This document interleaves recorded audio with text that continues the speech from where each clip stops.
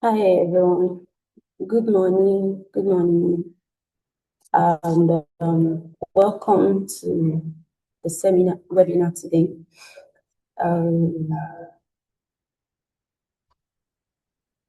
Again, my apologies for the issues. There's a bit of internet downtime. So, okay, so I think we can start. I'm thrilled to see everyone joining us today.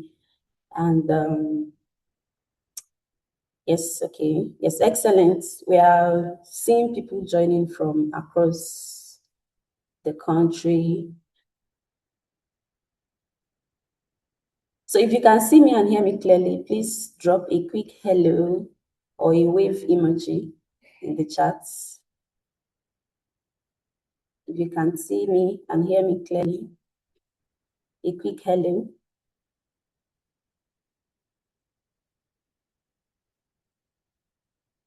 Hello, good afternoon. Hello, friends. Good afternoon. Welcome.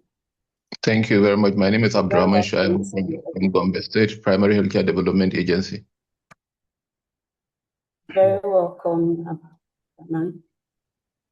We are glad to have you on the call today. Thank you. Okay, fantastic. We have healthcare professionals, policymakers, community leaders, and change makers all in one virtual room. This is exactly the kind of diverse audience this conversation needs. So welcome to today's webinar titled How Community-Led Accountability Can Transform Nigeria's Primary Healthcare Performance. My name is Linda, and I'll be your moderator today. I'm genuinely excited about this session because what we are discussing today is in theory. It's about real communities holding healthcare facilities accountable and seeing real results that are transforming lives across Nigeria right now. So I'm going to walk you through what we have planned for you today. Excuse me. We've structured this session to be informative, interactive, and very practical. So here is what we'll spend our time together.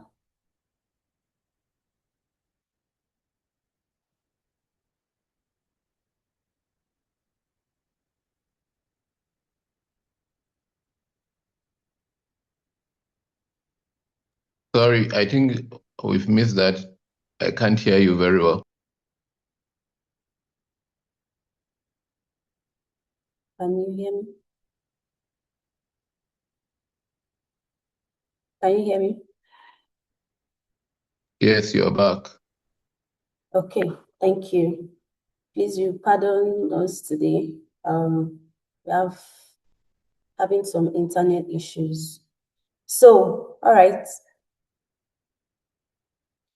I'll start with a brief introduction to frame the conversation. Then we'll meet the panelists and we'll set the context for the webinar.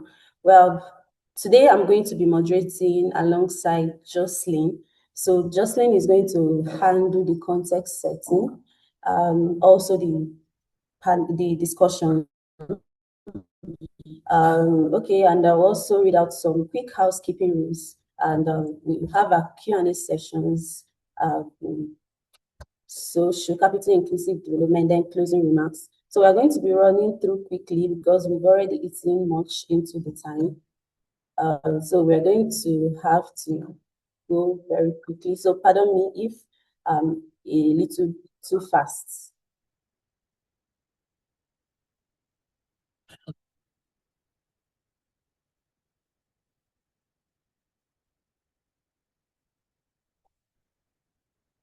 Okay. So this meeting is supposed to last for about an hour, 30 minutes. So, but we'll try to squeeze it into an hour. And yes, everything is recorded. So if you need to come back later to the conversation, there's a part that interests you so much and you'd like to revisit, be rest assured that we'll share this recording with everyone here. Okay, so a quick housekeeping rules. Please keep your mics muted when you're not speaking. And please be active in the chat. If you have questions, you want to share your experience or you react to something you're hearing, please drop your comments, questions, and contributions to the chat. So this works best when we all participate. It's a conversation.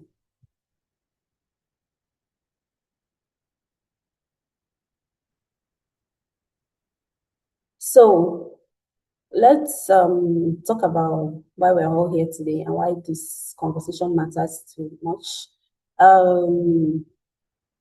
We all know that Nigeria has approximately 34,000 primary healthcare centers across every state. So that's a massive infrastructure. But here is the challenge. About only 20% of those facilities are actually functioning properly. 80% out of primary healthcare infrastructures isn't delivering the basic services communities need. So we have equipment that sit unused, drugs that run out or disappear entirely, and health workers are frequently absent, and communities that depend on these facilities, they suffer the consequences because they have little to no accountability on how matters are run in their communities. So that's where Sociocapital comes in. So Sociocapital is a social impact organization committed to strengthening institutions, transforming broken systems, and empowering local communities. So to drive the development in ways that are more impactful, the Sociocapital creates inclusive and competitive growth. So there is the powerful vision for Sociocapital is an African society where communities are empowered and institutions are equipped to drive their own change. So you would notice the emphasis on empowerment, right? And not doing things for communities, but building the capacity so communities can do things themselves, which also directly is related to the topic we are talking about today, communities holding health systems accountable. So, and Sociocapital is proving this work through initiatives like primary healthcare system strengthening projects that happened in Nasarawa State, which we'll hear more about today.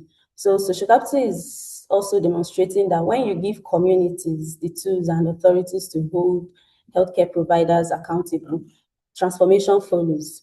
So today isn't about complaining about what's broken. It's about learning from what's working and how we can scale the solution.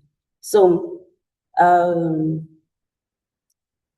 today we are going to be meeting some of our panelists, and these are persons that are well known in these fields of health services. So the first on the list today is Dr. Absalom Madawa. Dr. Absalom Madawa serves as the Director of Community and Family Health Services at the Nasarawa State Primary Healthcare Development Agency, NAFTA. He's a recognized family planning expert with extensive experience in Nasarawa State's immunization intervention and vitamin A supplementation programs. Dr. Matawa has championed several state-led interventions funded by development partners, including Pathfinder International Nigeria. He played a critical role in the recently concluded Nasarawa State Primary Healthcare System Training Project.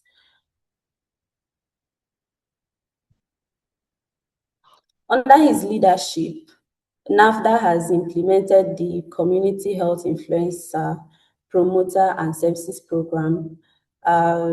This program deploys about 580 chiefs agents and has achieved measurable results, include reducing maternal deaths and from 120 to 90 in host communities between 2018 to 2019.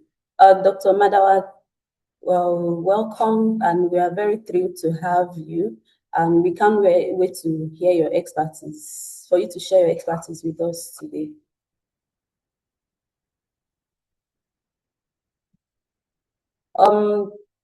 Second on the list, we have Dr. Abdurrahman Shaibu. Dr. Abdurrahman serves as the Executive Secretary of the Gombe State Primary Healthcare Development Agency.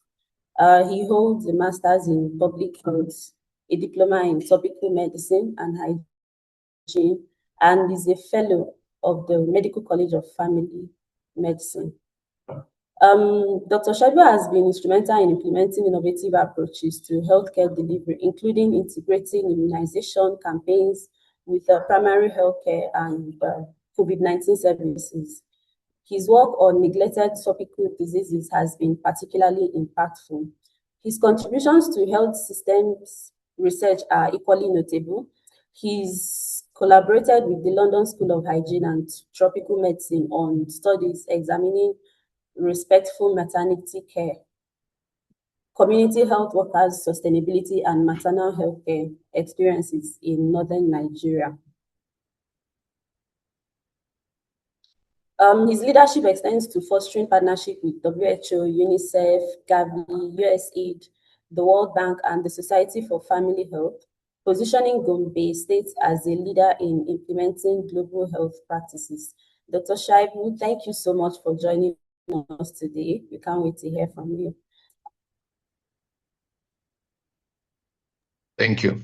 And finally on the list, we have Shetima Wamba, Mr. Abdullahi Ramlan.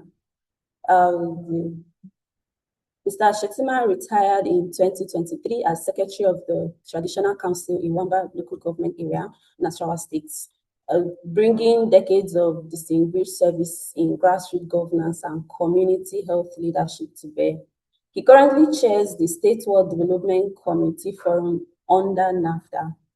With decades of grassroots leadership experience, Shetima Wamba has been instrumental in advancing primary healthcare delivery through the performance-based financing program and strategic collaborations with USAID and the Society for Family Health. His work exemplifies how traditional leaders' structures can be leveraged to drive health outcomes, ensuring communities remain actively engaged in healthcare delivery, even beyond donor cycles. Shetima Wamba, we are honored to have you with us today, and we can't wait to hear your experiences on how community accountability helps drive the primary healthcare space. You're very welcome today. So at this point, we are going to be going into context, so we can all know why this conversation is important, to share the context of this conversation with us. Jocelyn is a key member of the Sociocapital team and has been deeply involved in the primary healthcare systems revenue project in Nasarawa. She's been working directly with communities, facilities, and state agencies to implement the accountability mechanisms we are discussing today. So who's best to moderate this, if not Jocelyn? So Jocelyn, over to you, please.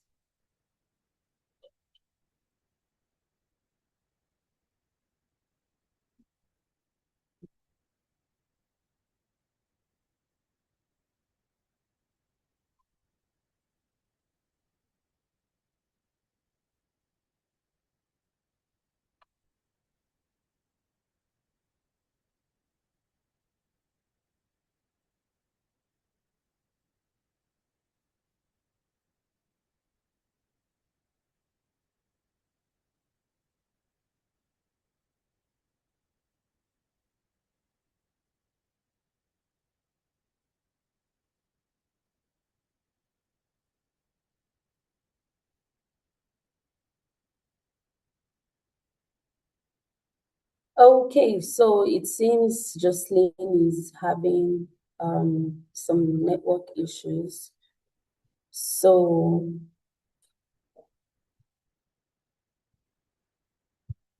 while we wait for Jocelyn to join us, I think I'll be sharing the context for the webinar. So across African health systems, accountability mechanisms often creates bureaucratic burden absent without consequence. Financial records exist but remain unstandardized. Data gets collected but rarely informs decisions. When projects end, systems revert back to dysfunction. So in Gombe and Nasarawa states, Nigeria, a different model is emerging through strategic investment in community-led accountability. These states have demonstrated that when communities gain real authority, not just participation, health system performance improves sustainably. So what development committees in these states don't simply attend meetings or fill forms. They actively hold health facilities accountable for service delivery, advocate for resource allocation, and mobilize communities around health priorities. In Wamba local government area, for instance, this approach contributed to 94% immunization coverage. In Gombe State, monthly deliveries at revitalized centers increased from 15 to 27%. This webinar examines what works. How do you build accountability systems that survive beyond project funding? What gives communities help, real authority versus symbolic participation? And critically, how do state governments, health authorities, and communities elaborate to create sustainable performance improvements? I believe by now everyone understands the context for today's webinar. So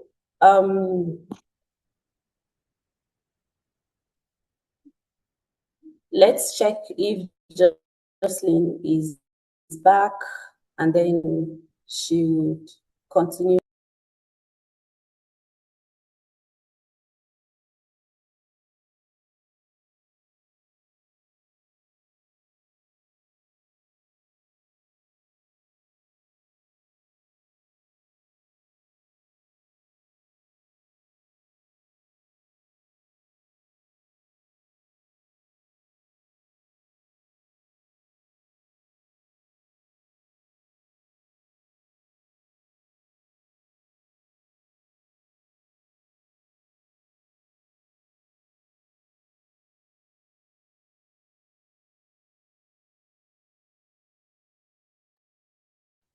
Okay.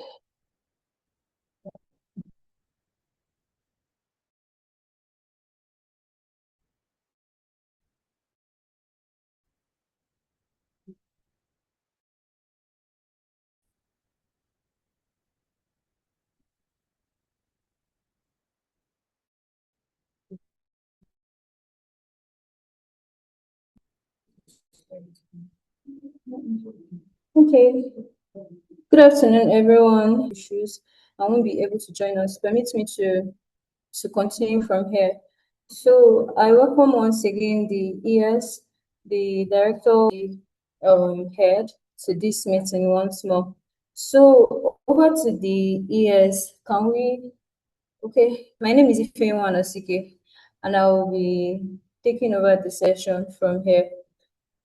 From the ES of Gombe State, we want to actually know what's actually working in Gombe State.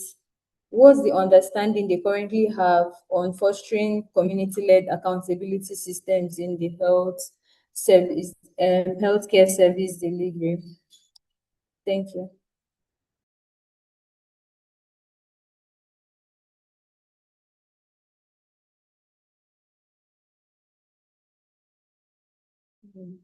Hello, Mr. Shaibu, can you hear me?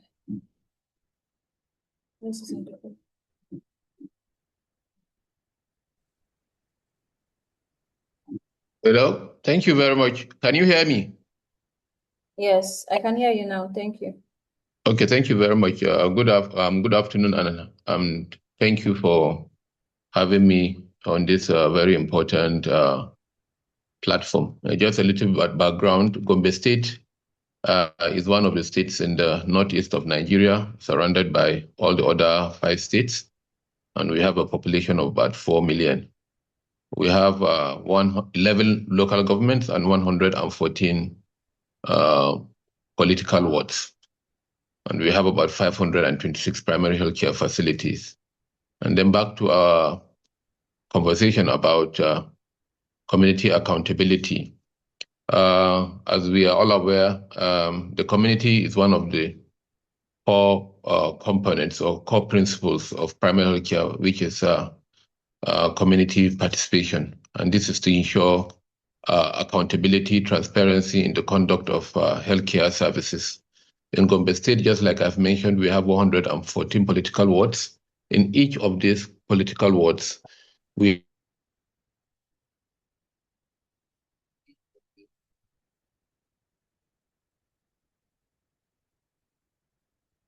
have ward development committee members from the different villages, their own village development committees.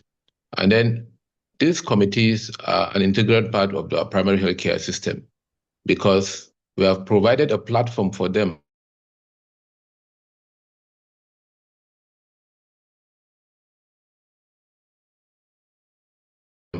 to conduct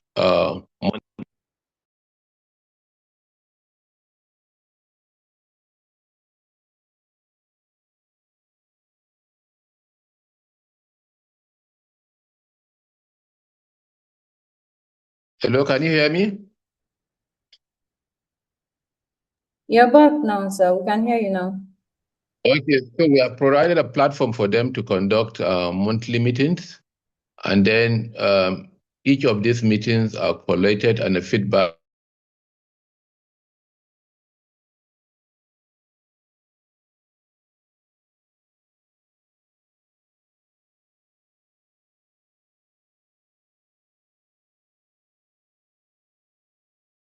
I think we're missing the ears due to network issues. Hello, can you hear me? Okay, I can hear you now. Yes, Continue, yes, sir. and then after each of their monthly meetings, the feedback is provided to the State Primary Care Development Agency through the DEX officer of the Ward Development Committee, who is domiciled in the agency. The Ward Development Committee is a unit under the Director of Community and Family Health.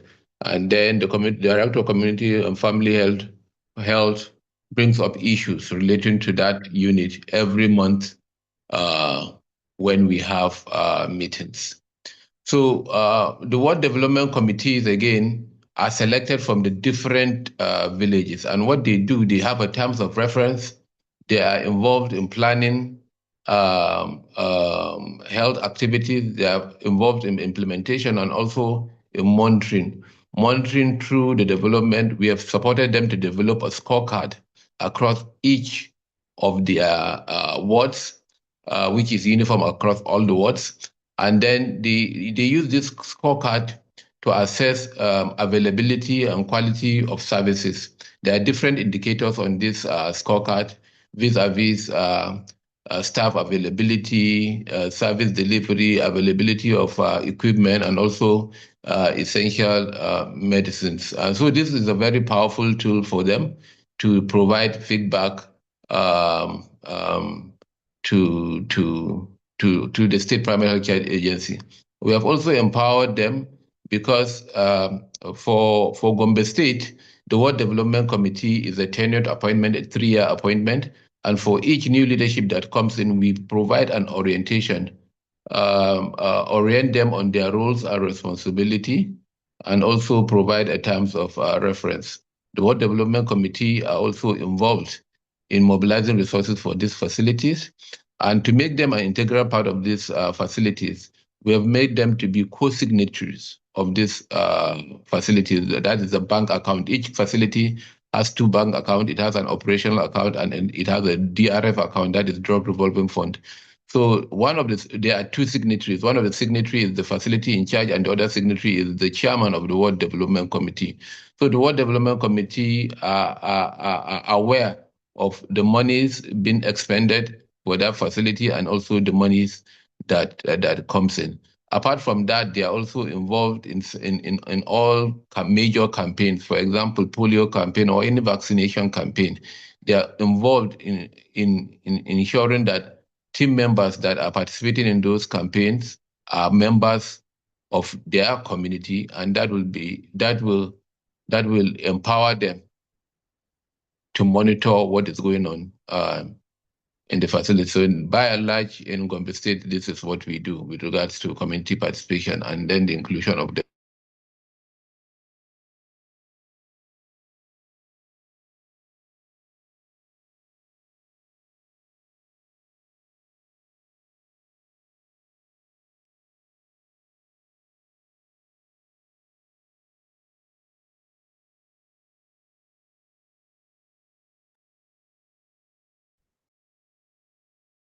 Hello, hello. Can you hear me? Okay. Hello, we Yes, can hear sir. you. I can hear Yeah, so I think he's done with his own part, so you can as well maybe go to the next thing because I saw Yeah, he's Okay. experiencing yes, issues with his network. yes, thank you very much. Okay. Thank you. Yes, Angay Okay. Shega. Dr. Absalom, good afternoon. Afternoon, son. Yeah, Long time. a long time, yes. Yeah. Okay. Yeah. Welcome. Thank you so much for that insight, Mr. Shaibu. Over to you, Dr. Mado. What has been like the perspective of national state primary healthcare agencies in sustaining these systems beyond the projects that have come into the states, like to be community-led and community-sustained after projects? Thank you.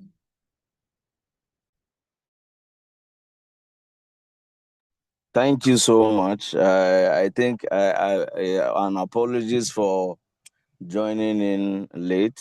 I had a lot of network issues. I had to keep switching from one network to the other, thankfully, and I've been communicating with the country manager also, Paul.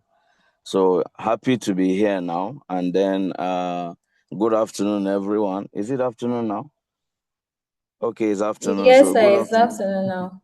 Good afternoon, everyone on this call, especially to our ES from Gombe. Is my man, and we always talk about the health system together when we meet.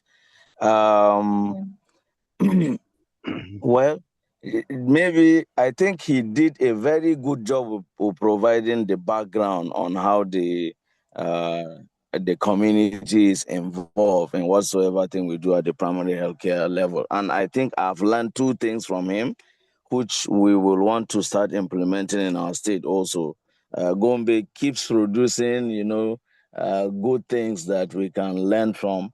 One was the one that I had to take Paul to go and meet the ES. That was last year, December, during the family planning conference. They have a very good system around accountability, especially as it concerns absenteeism. So that's something that we've learned also. But we know it will take deeper political will for us to be able to replicate something similar in our state. So we have not really started looking at that yet because it will require political will at the highest level.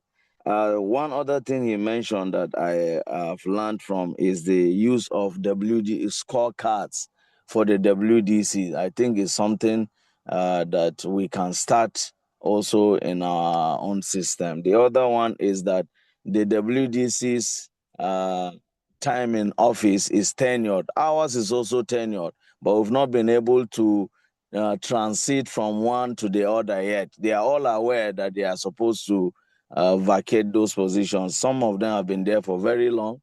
Like the one on this call now from Wamba, I think he has been in that position now for probably about 14 years. So, but he's been doing a good job and is a chairman at the state level. Well, to your question now, how have we been able to, talking about project sustainability beyond projects? So for us, one very, very critical aspects of projects that come to our state is the fact that at the very beginning, we look at how useful the project can be to us. So if I want to take the example of the primary healthcare system strengthening project, it's a very good one to use. Why do I say this? This was a project that we advocated for, because following the assessment that was done by using funding from TA Connect, which came through one of the NGOs from Lagos. When the assessment was done, we saw a lot of loopholes in our M&E system and managerial capacity. So we actually pushed for it. When TA Connect asks us what aspects do we want to take first and implement, we actually chose what Sociocapital came to do in our state. And so for me, one very key aspect for sustainability is that ab initio, from the very beginning, that the project is useful to the state. So we saw it as useful. That's why we were also willing to carry the major components of the project forward to make it a part of our system following project closeout.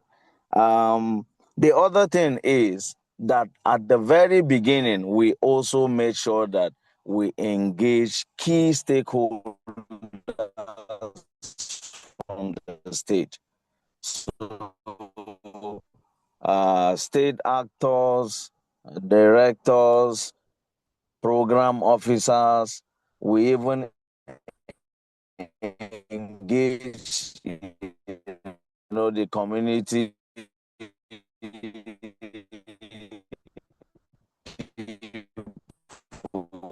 where Malan Ramalan comes in, the WDC implementing the project in the state. So I think that is one very, very useful part.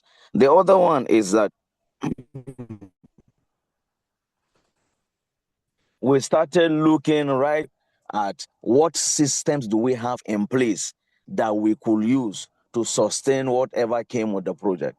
So for instance, this project came with PAC mentors who go to the facilities twice a month, collect data in one of the occasions, and on the other one, mentor the health facility health workers. So we saw in our structure that we could be able to replicate that by getting our officers from the state level to visit the facilities, as well as officers from the LGA level.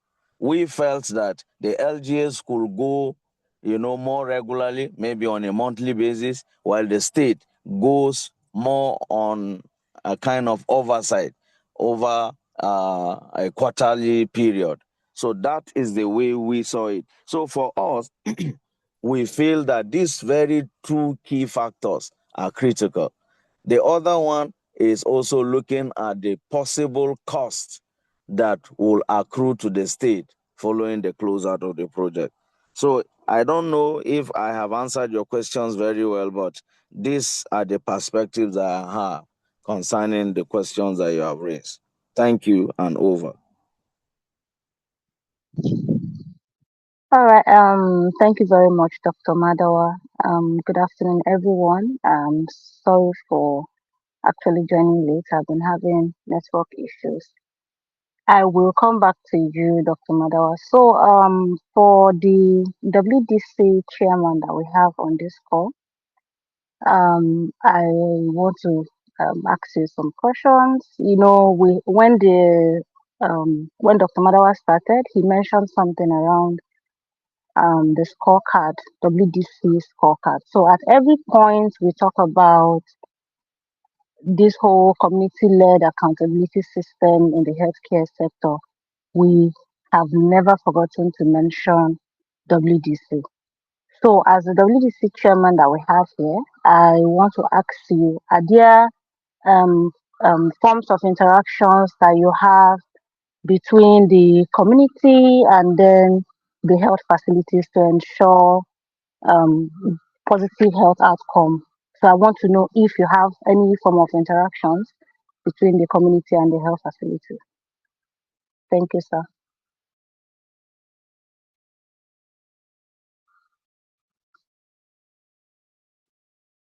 I don't know. Can anyone hear me? Yes, I can hear you, Jocelyn. Okay, So We can good. hear probably you he's well. also Good having afternoon. issues with his network.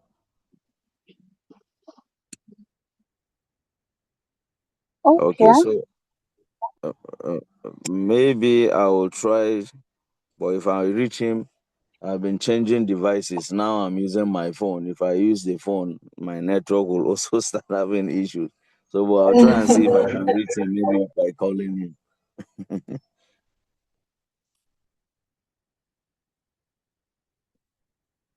Okay, But in Joycelyn, the we can move on. I'm also trying to reach him as well. He has been complaining that he's not able to join with his speaker. But if he's able to join, I'll also notify you. Joycelyn, can you hear me? I think our network also took her out now. okay, but I can hear you, so you are audible and clear. Okay, thank you so much. So back to the topic on ground, we've seen that a lot of things are already on ground now. Like the WBC systems are on a roll. They are trying to work. The healthcare systems that are receiving the correct monitoring and mentorship they need to thrive. And the government is heavily involved in seeing that this works, but we still see like some gaps, like in communities. It's as if like when you come in, it's the funders, the partners that are carrying like the fair share of the heavy burden in the communities. But the ideal of a primary healthcare system is that it's going to be at a cost that both the community and the government can be able to afford to thrive in without any other external support. So this will go to the ES of Gombe State.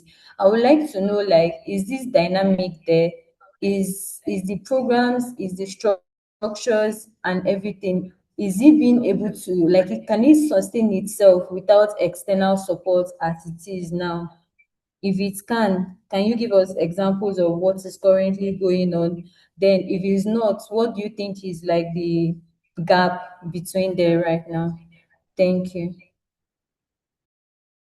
Thank you very much for that question. That is a very important question, sustainability and also ensuring ownership.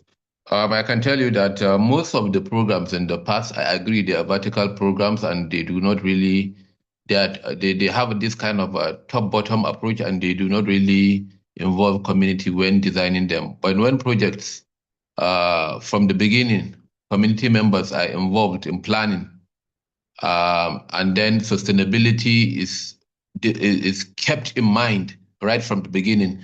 I assure you that community usually takes ownership, and then there's sustainability. Let me give you just one example. Gombe State is one of the states that participated in the Gavi health system strengthening that ended in early March of this year.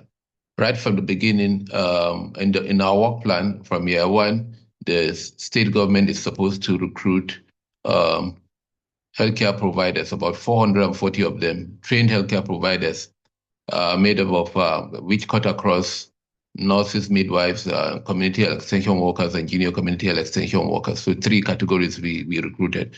So right from the beginning, the community, the state government were involved in developing that work plan. And so we had it in mind that after the expiration of this project, the state government is supposed to take ownership of paying those healthcare providers. So, and the work plan was designed in such a way that yes, the partner will pay 80% in the first year and the state government will pay partner will pay 75%, state government will pay 25%. In the second year, it's 50-50. In the third year, the state government will take 75 and the partner will take 25. And then the fourth year, the state government will take over completely. It was designed in that way. And right from the beginning, we knew that the state government, the community are aware that this is what is going to happen. So before even the end of the project, we started planning towards ensuring that we take over the payment and we absorb these healthcare workers. And what the governor did was to give an executive order, because now the local governments are quite autonomous.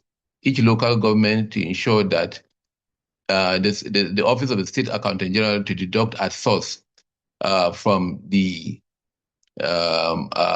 funds that goes to those local government. And so when the project ended, we had no problem in sustaining or paying those healthcare providers their wages. So that is one example I'll give you from Gombe. So when there is appropriate planning with communities, with the local government, the state government, and the partner together, sustainability and ownership, it's not a big problem. Thank you very much. And over. Thank you very much, sir, for that insight. Really appreciate that. That shows that sustainability has always been at the forefront from the beginning of the creation of the project. So over to you, Dr. Madawa. I think it's still the same question. Like this sustainability, how do we make it like community focused? Like, let's say for an example, we're having shortage of staffs in a facility, and is now heavily on government to employ and pay for those staffs. But in the ideal sense of creating these primary healthcare systems, there is also like a community contribution aspect of it as well. So can you give us an example of what the situation is like currently in Nasarawa State in that aspect? Thank you. Okay, thank you for your question. And I think very, very useful question. In Nasarawa State, let me just give you a background generally concerning the example that you gave, which is on staffing. I will say with very, very sense of, should I say, appreciation that we had, should I say, lobbied, spoken for recruitment of PAC workers for, as far as I know, maybe for like over 11 years before now, and even much more than that. And in the space of that time, we never had the opportunity of getting the ear of government to respond to us. But luckily, in 2023/2024, early, this present administration, the governor, gave an approval for the recruitment of 1,500 PAC workers. We work, within the confines of this country, and we know what happens. In the long run, quite a significant number, ended up not being the ones we wanted to be recruited, because the approval was for those who were volunteering in facilities. But the good thing is, at the end of the day, we were able to recruit, I think, only a person short of 1,800 health workers, let me say workers, because some of them came from politicians and were not health workers. But the good thing is, at least we added a significant number of health workers to the primary healthcare system. That's one. Again, this year, I think like 5-6 months ago, he gave another approval for the recruitment of 600. From what I know, about close to 800 were recruited. So when you put these numbers together, you are talking of about 2,600 health workers engaged within the past, let's say, less than 2 years. Now, this was not done community-led. So I'm trying to provide a perspective of staffing at the PAC level. This was done at the level of the state government. However, we had situations where people from the community spoke for the recruitment of certain volunteers within their communities, and they were engaged. So that is the aspect that came from them. The other angle to it is the engagement of staff via contract from basic healthcare facilities. So for that, we have been able to do substantially quite a number. I think at the last count, I'm aware that about I think those who were engaged using funding from the Basic Healthcare Fund, which came entirely from the community, even though you also know that we live in a country where we still, no matter what, when they hear engagement or any such thing that government will be paying, there are interferences here and there done. But this was the one with which we were able to get people directly from the communities. You know, those of them who were being paid, some of them paid 5,000 naira per month in the facility, but now they are being paid 70,000 naira per month because that is what the funding from the Basic Healthcare Provision Fund stipulated, as well as the funding that we have from the Impact Project. So, and the communities had a major role. In fact, in some communities where some of those volunteers were not taken from the communities, we had lots of complaints come to the office. So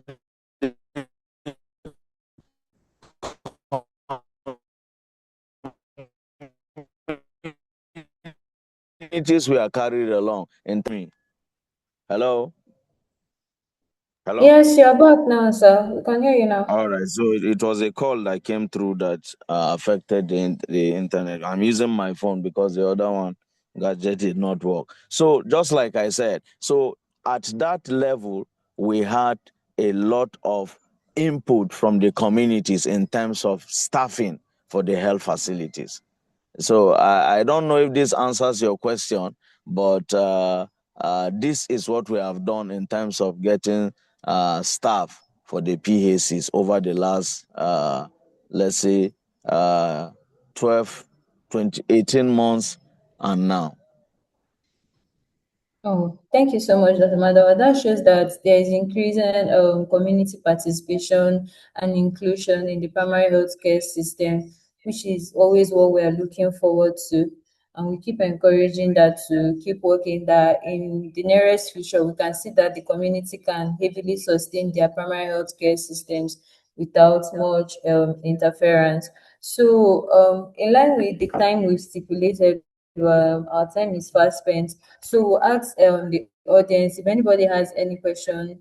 They have like 2 minutes to ask the questions, and yeah, we'll have our final remark from our speakers. Thank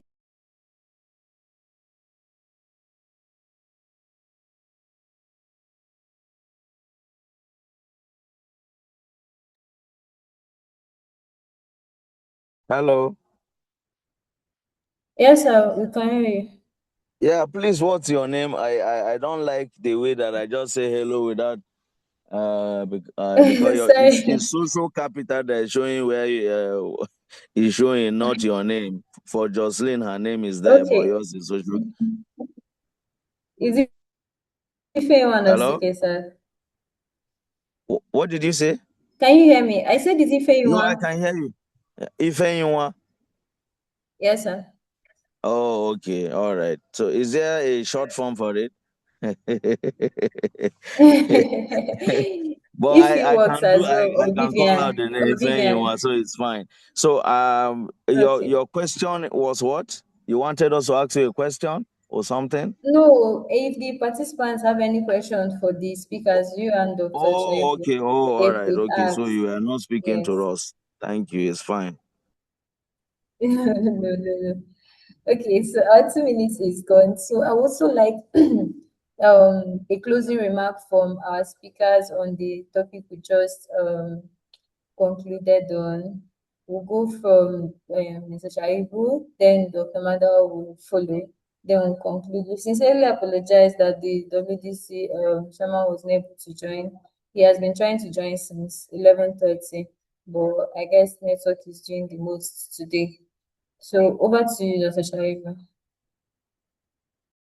All right, thank you very much. Ify, me, I'll call you Ify since maybe it's a shorter form. Yeah, so I think for me, it's a very important topic, and whatever we do in the primary health care at the grassroots, because it's the first level of care, we need to involve the community. Projects that are donor-funded projects, there is a need to involve the community if we are to ensure ownership and also sustainability. And that is the only way we can improve health outcomes, especially in rural communities, because that is where most of the people are. So we need to involve community in planning in any upgrade of facilities that we do. Sometimes we go with our own notion, but when we involve the community, they kind of have their own perspective on how things should be done. Thank you very much. Thank you very much, sir. Over to you, Dr. Mado. Okay, Ify, thank you. So the ES has spoken very, very well. But just to add maybe another layer to it, I think one other critical aspect that helps us sustain projects is the fact that at the very beginning, we are already looking at how sustainability can be ensured. So, for instance, like the project that we had, who does the work of the PAC mentors when the project closes out? That we took care of. The other thing also is, should there be feedback from the people who go to the facilities that is in place of the mentors to the communities? Because I feel this part is also very, very critical, because we understand the significance of community. Without community, there's no PAC. So perhaps in our own case, probably we should also be looking at how we make sure that whatever data we get from the facility, we provide feedback to the communities while we were on the assignment, or we make sure that at the platforms that we engage with them, we provide those feedback to them so that they can take better ownership of these facilities that are within their vicinity. Then lastly is the fact that whatever additional costs the government will incur by reason of those projects, probably it will be useful if those costs are built into the interaction between the implementing partner and the state, so that those can be readily built into the annual operational plans, that is the work plans now, and then into the budget of the state, because that is the way that we can get monies out to be able to fund for those programs when the project closes out. I think these are my perspectives concerning this. Thank you so much, Ify, and over. Thank you so much, sir. It has been a time well spent with you two, and we really appreciate your rich input, and we hope to hear from you more. And thank you. Over to you, Linda.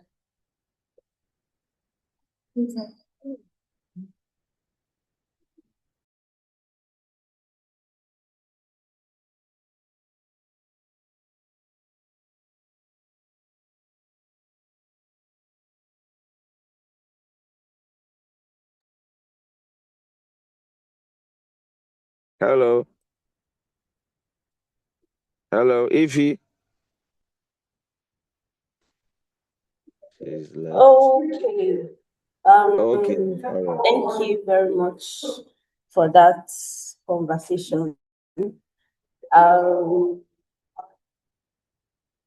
uh, I would like to sincerely apologize for the delay and the whole technical issues. The network chose the wrong day to misbehave. But we sincerely appreciate our speakers for your input today. And we honestly can't wait to have this conversation or something related. But we would really like to go deeper and hear from you again sometime in the future. And we always hope that you do us the honor of joining us sometime again in the future. And Ifeima, thank you so much for that, for moderating that such a rich, honest conversation. So before we close, I would want to take a few moments to share more about the broader work Sociocapital does. Some of us know Sociocapital, but I'm not sure how well we know Sociocapital. Because what we've heard today and about community-led accountability in healthcare is part of a much larger vision for inclusive development. Social Capital's mission centers on unlocking the potential of individuals and communities to access social services that improve their lives. So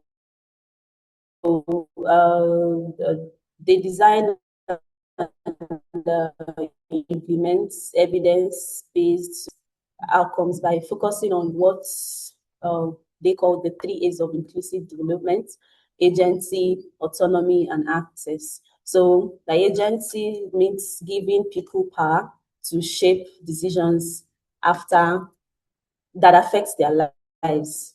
Autonomy is ensuring individuals and communities can act independently, like what Dr. Madawa said earlier, entrusting that beyond project cycles, people can withhold the standards that have been set, and who best to hold it if not the communities that it's been implemented for. So access is breaking down barriers so everyone can reach the resources and opportunities they deserve.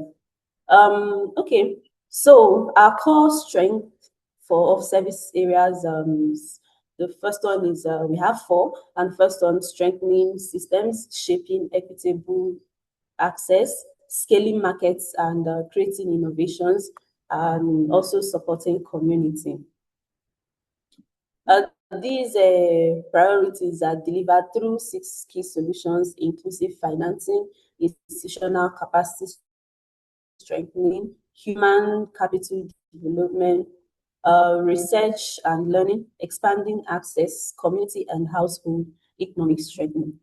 So this is how social capital doesn't just fix individual facilities, but transforms the entire systems to create lasting inclusive development.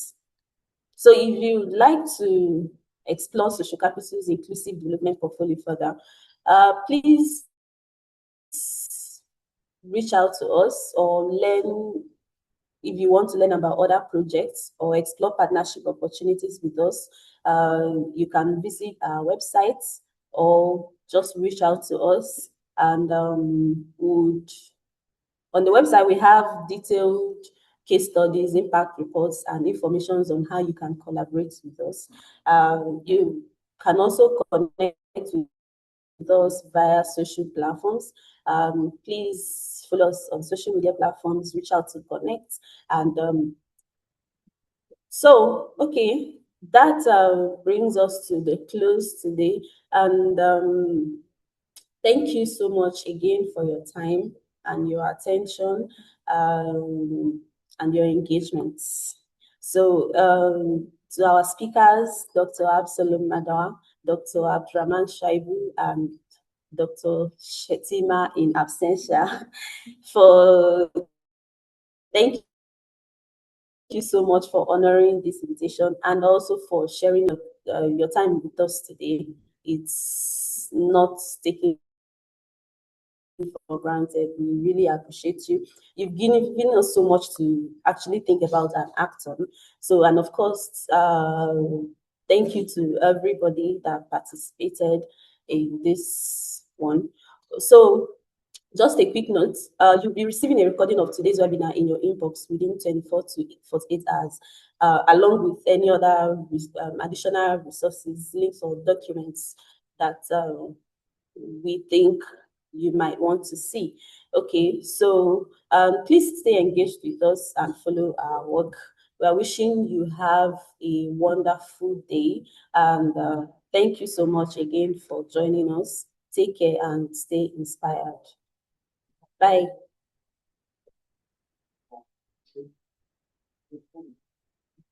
All right, bye-bye. Bye. All right, bye. Bye-bye.